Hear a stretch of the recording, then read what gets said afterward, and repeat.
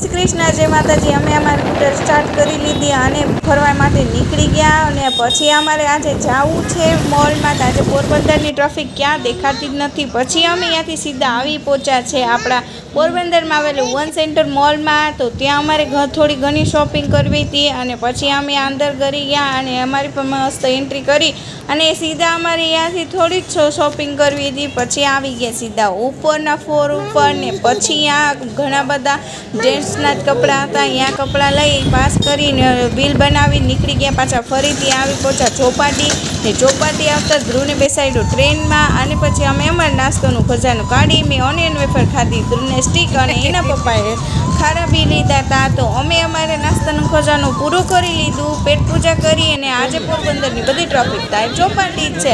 પછી ત્યાંથી સીધા આવી ગયા અમે શ્રીનિવાસમાં ફાસ્ટફૂડ ખાવા। તો આજે મારે ખાવું હતું રગડો, તો અમિતને કીધું મારે આજે રગડો જ ખાવું છે તો રગડો ખાઈ લીધો અને અમિતને મંગાવી કટકા દાબેલી અને ધ્રુવ માટે અમારે ચોકલેટની આઈસ્ક્રીમ મંગાવી।